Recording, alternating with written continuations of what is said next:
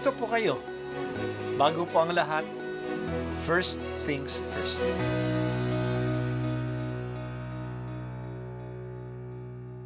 Good morning po. Sinisimulan po natin ngayon ang first things first. At dito po, tinatalakay natin sa unang bahagi ng umaga natin ay ang first readings na binabasa po sa banal na misa. Ito pong tinatalakay natin kasi madalas po kasi marami na tayong alam tungkol sa gospel readings. Pero konti po ang nagsasalita sa first readings. Pero ang first readings, bahagi din po yan ng Biblia, ng banal na kasulatan.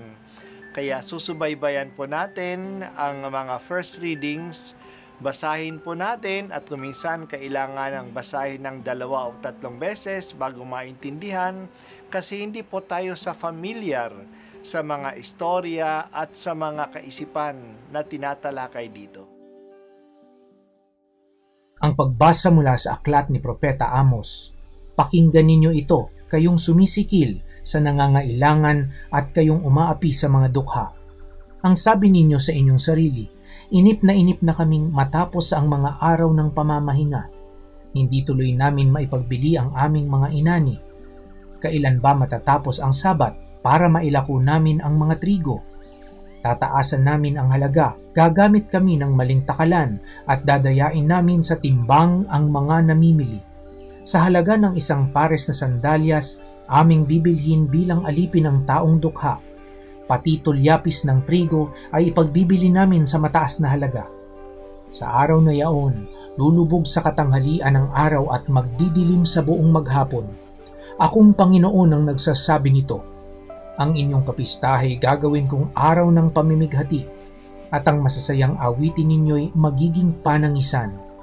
Pipilitin ko kayong magtalukbong ng magaspang na sako at mapipilitan kayong mag-ahit ng ulo. Matutulad kayo sa magulang na nagdadalamhati dahil sa pagkamatay ng kaisa-isang anak. Ang araw na yaoy magiging mapait hanggang sa huling sandali. Darating din ang araw na paiiralin ko sa lupain ang taggutom. Magugutom sila, ngunit di sa pagkain. Mauuhaw sila, ngunit di sa tubig. Ang kauuhawan nila'y ang aking mga salita. Akong Panginoon ang nagsasabi nito. Mula sa hilaga papuntang timog at mula silangan pakanluran. Hahanapin nila ang salita ng Panginoon, subalit di nila masusumpungan. Ang salita ng Diyos. Salamat sa Diyos. Ang mga tao ay sumusunod naman sa pangingilin ng araw ng pamamahinga. Hindi naman sila gumagawa, hindi sila nagtatrabaho sa araw ng pamamahinga. Pero ang pagsunod nila ay panlabas lang.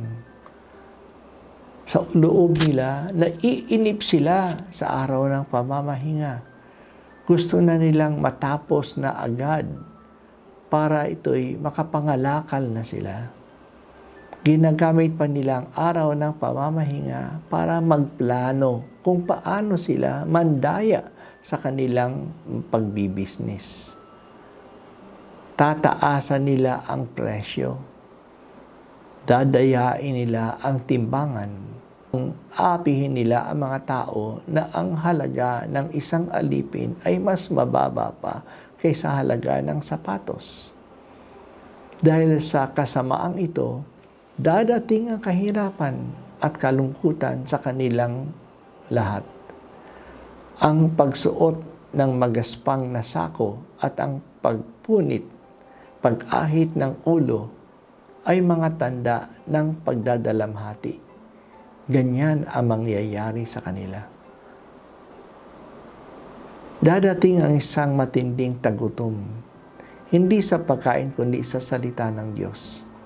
Dahil sa ayaw nilang makinig sa salita ng Diyos, hindi na magsasalita ang Diyos sa kanila.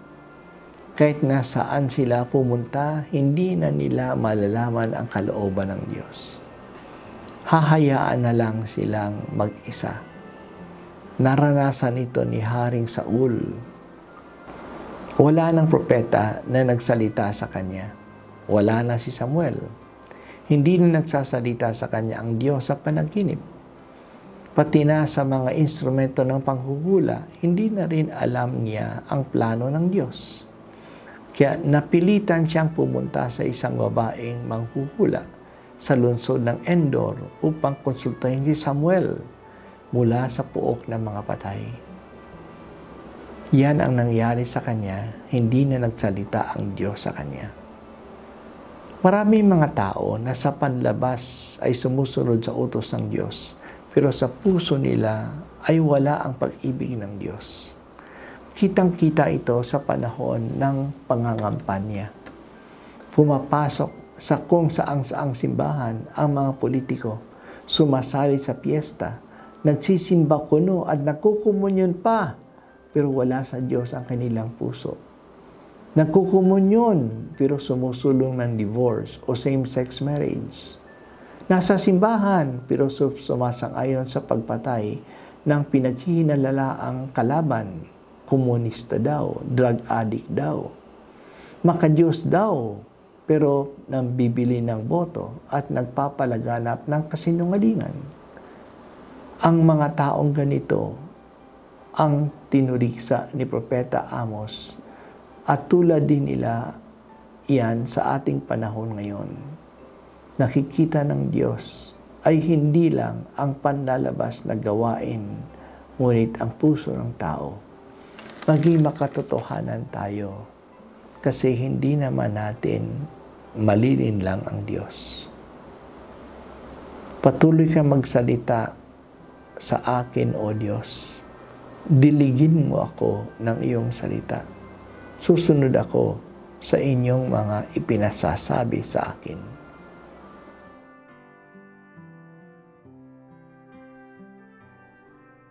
At ako po ay si Bishop Broderick Pabilio dito sa First Things First.